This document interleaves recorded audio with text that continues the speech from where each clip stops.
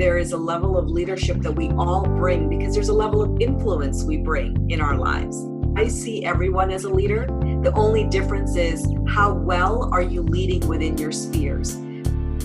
Anything that you find hard to talk about. There's a level of anxiety or fear that starts to creep up and you know you need to talk about something, but it becomes difficult for you to converse around that. Hello everyone, I'm Raluca with Nestor, and today we're going to talk about how to handle difficult conversations as a remote manager. And I'm here with Sheeba Varghese. She is a leadership trainer and an executive coach. Sheeba, thank you so much for being here. I'm excited to be here with you, Raluca. Thank you so much for having me on. I appreciate it. Thank you. You were recently voted as Top Leadership Trainer of the Year by the International Association of Top Professionals. This sounds so amazing. Congratulations. Yeah, I was truly surprised. I was a nomination that came through and I got something in my email saying, hey, you're nominated. I'm grateful and honored. And I know I'm surrounded by many amazing trainers along my journey in life. So thank you. Tell us just a little bit about your background in order to learn about your experience in the coaching and leadership training field. Yeah. So actually, Raluca, interestingly enough, I come from the education background. I used to be a high school mathematics teacher, and then I came to be in my home with my two children at that time because my husband was traveling quite a bit. And interestingly enough, one day I came upon an article that inspired me to really look at this whole world of professional coaching, which was, just emerging, I think. Many have heard about it. Now, of course, it's quite large, but it really interested me because the idea with coaching and training is that you're supporting individuals to really move forward in their life. And you're not really wanting them to be dependent on you. Instead, you're allowing them to be supported, have awareness, look at what areas keep them stuck so that they can continue moving forward. And that's what attracted me the most. And that's how I came into the whole professional coaching industry, learning so much more about it. And instead of teaching math, I've provided coach training for those who are looking to become credentialed with the International Coach Federation. I mentor other coaches who are also looking to become credentialed. And then the whole area of when you're coaching, you're trying to find out, well, what niche, what really lights you up? And for me, it's really supporting leaders. I see everyone as a leader. The only difference is how well are you leading within your spheres. Some people have more responsibility in leadership, while others may have a smaller realm of responsibility. But regardless, there is a level of leadership that we all bring because there's a level of influence we bring in our lives. So that's where the piece of, I really am excited to work with leaders to help them communicate effectively, listen deeply.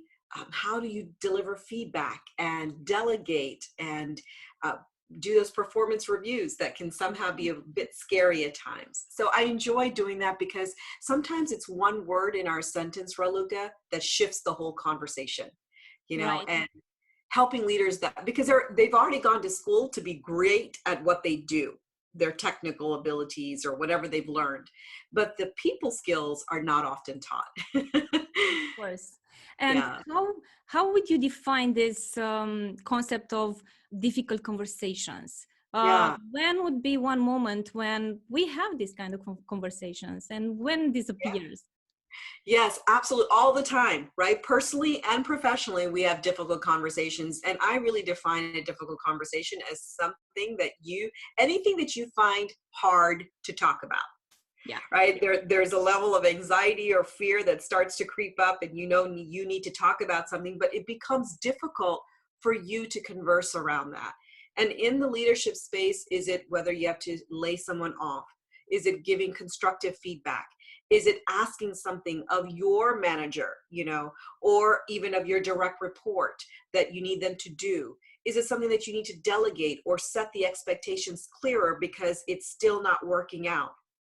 Maybe you need to fire somebody, these are all sorts of difficult conversations that we go go in and have throughout our times together. I'm That's sure you could identify with some of them. yes, most of the times we are in these situations and maybe we don't actually realize.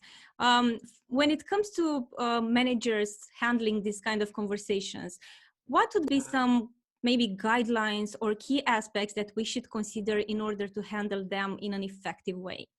That's such a great question, because who has the handbook on this, right? Because our personalities are all so different and the way we receive information is different, isn't it? So one thing, in fact, in time for this podcast, I wanted to just show a really great book that I feel is a great resource. It's called Difficult Conversations: How to Discuss What Matters Most. Because in essence, these difficult conversations, it's difficult because there is a level of, oh my God, this really matters. This is important, but it needs to be said. And how do I do it? So one of the things that I say is that, first of all, it's to prepare yourself when you're going to have a conversation like that. Before you even speak to the person, allow yourself to kind of think about, okay, what actually did happen? What are the emotions that I'm experiencing even?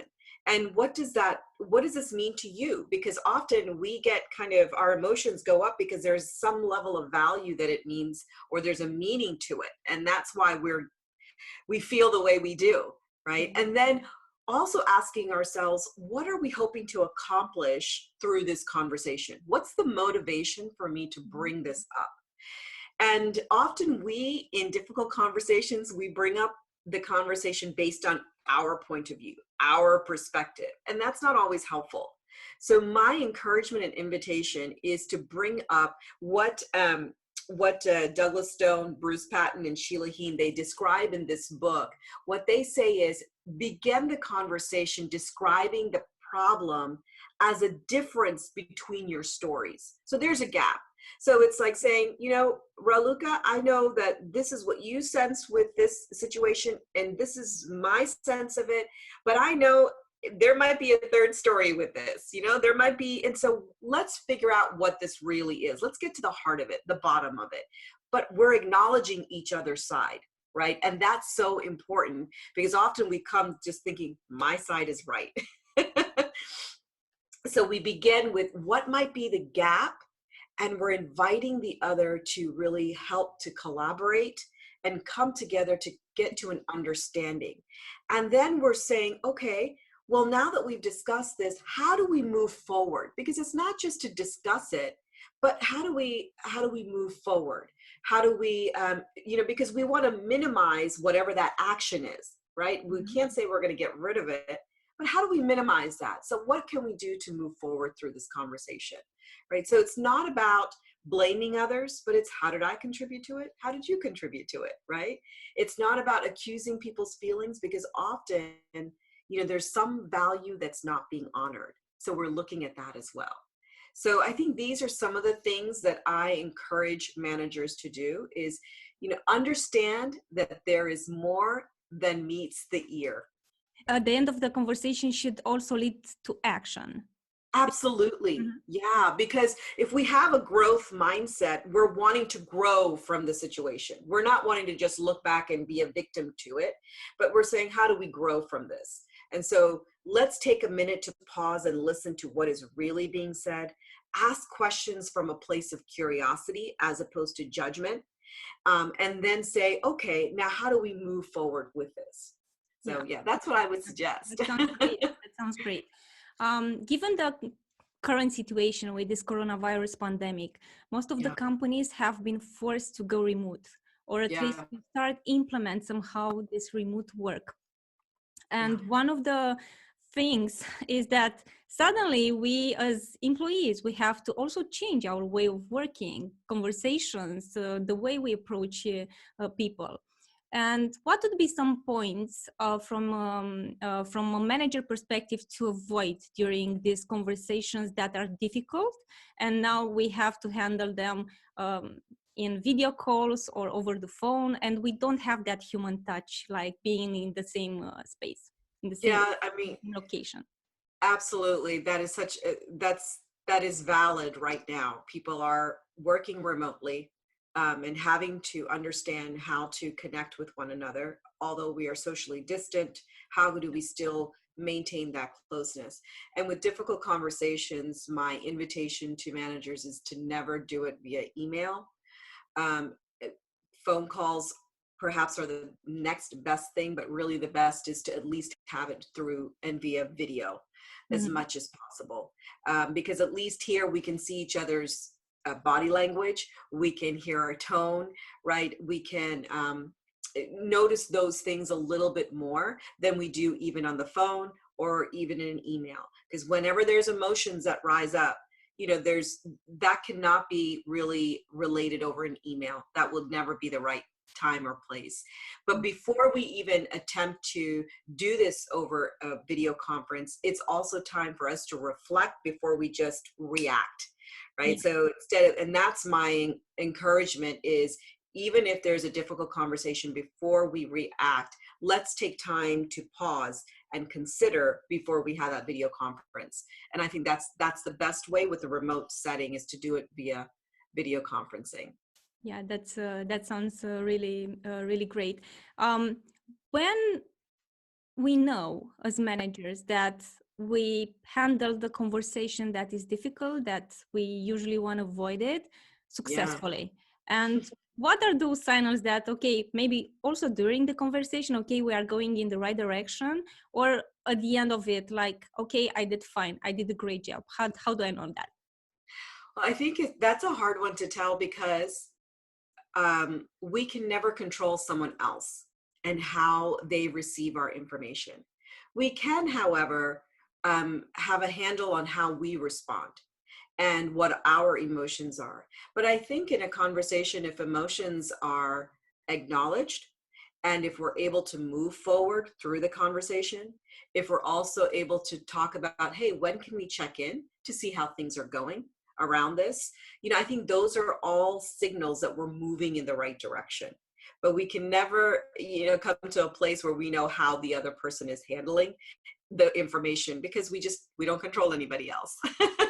Yeah. But I think as communication continues, you're able to see, okay, things are moving in the right direction. But Raluca, one thing I will say is this, that I encourage my leaders to, especially when they're bringing someone new onto their team, my encouragement to them is to ask them from the beginning, when there might be a difficult conversation that we have to have, because that's part of our role, as leaders, that there are conversations that we may not like to talk about or deal with or Yeah. handle. But if there is something, how would you like me to handle that with you? Mm-hmm. How would you like me to address that with you? Because there you're getting an agreement from them on what is the best way they like to receive that information. So if we can settle and have an agreement in the beginning, even when they first begin, I think it helps to move forward with that relationship, because you're cultivating this respect between you and the other person as well. So there's never a one size fits all, but these are the encouragements that I give to leaders. Yeah, and this makes so much sense, because knowing your employees is something that is really important when you actually have tough times and you have to handle various situations that maybe you don't want to have, but of Yeah. course you just need to get through them somehow. Yeah, and I did this recently with, someone who owns a law firm and one of his direct reports, and I had both of them in the room, and I just said, when there are things that constructive feedback that you like to share, I said, how would you, direct report, like to receive that information from your boss? And this gentleman, being a little younger, said, I like to have more frequency around this. So we're able to facilitate these conversations. And then I said, okay, and manager, when you want to hear feedback from your direct report, how would you like to receive it? So having this open dialogue, well, we don't need to assume. Let's just have the dialogue before it even occurs. Of course. So even with acknowledging things that are going really well, how would you Mhm. like to receive that kind of information? So it's both ways. When we can openly talk about it even before it happens, I think it creates a space of openness and respect with one another. Mm-hmm. This is Yeah. great. Thanks so much for this. I was wondering if you can also share with us some insights with regards to this COVID pandemic situation that changes the way we work, or maybe the way we work at this time. I don't know how will this change in the future, but some of the long-term effects will be there somehow. And Yeah. I was wondering, from your point of view, how this could affect the communication between managers and direct reports, even though we are going back to the office, and some of the things may change. Mm. How this could accelerate maybe the future of work as well. I think it's well, one of the things that has happened because of those working remotely, people have had to tighten up their communication. So they've had to realize, okay, what forms of communication are we going to use? And what are the norms around using that type of communication? So when are we going to use emails? When are we going to text? When are we going to pick up the phone and call or utilize a video conferencing? So they've had to, many have had to tighten the norms around what platforms they will use for what. So I think that's good. I mean, that was already necessary, but because we're remote, it has brought it to the forefront. Mm-hmm. I think also what we're seeing is managers and leaders all across are really showing a level of empathy that may not have been there before as much, which has always been needed, Raluca, right? We've Yeah. talked in leadership, we say, listen, it's so important to cultivate relationships. If the only time you have a one-on-one is because you want to have a one-on-one, or you have to do a performance review, or you have to give constructive feedback, that doesn't necessarily mean that you're cultivating a relationship. So getting to know the person will help when you are ready to delegate and have difficult conversations, have constructive feedback. All of those are supported when you develop and cultivate a relationship. So I think that's happening at a greater scale now. People are having happy hour events, or just icebreaker type questions in a meeting, those kinds of, or even seeing their backgrounds, right? Where they're staying, what kind of office are they in? Their children, people are asking about how your children are doing, if they have children, or how is your work remote situation going? So there's empathy that has risen as well, I feel, as a result. I think moving forward, I hope that this continues. I think companies are going to see that, they might have a hybrid of those who do continue working from home, those who do come to the office.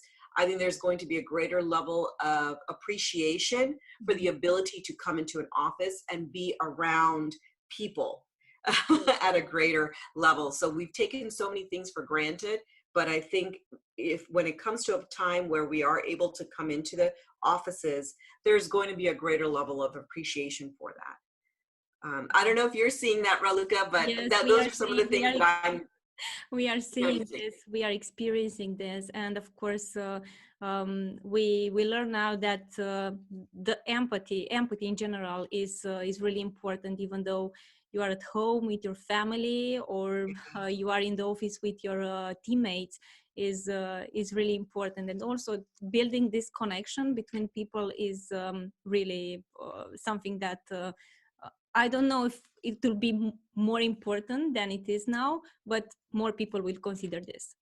I believe so. I mean, even now, thinking about 9 to 5 type of work, well, there are parents who are juggling with their children home, they're homeschooling, things like that. So some of the things that are, we're thinking it's going to be 9 to 5, maybe 5 to 9, because that's when they can get their work done, so having that flexibility, agility to adjust to the situation at hand is what I'm seeing more of, and I think it'll continue. Like, what are creative ways that we can still get this work done and also meet the needs of where our employees are right now? So Mm-hmm. What about the work-life balance part and how you manage your time? Because nowadays, with the sudden transitions, this is pretty hard to maintain. How you separate your life, personal life, from your work life, and now this is happening in just one single location. how this could be impacted in the future? I think it may be it's difficult right now because it's all melding as one, right? And I think in the future, when there's a bit more of the, when you have children going back to school, it makes it easier. And I think we'll appreciate it even more in the future when there is a bit more of a way to balance it. Right now, people are doing the best that they can. So Zoom meetings are going, or Microsoft Teams, it's almost like one after the other. But even now people are saying, okay, I cannot have meetings one after the other I have to put a break in here, or I have to have boundaries around my time right now. Otherwise my work continues from morning till evening.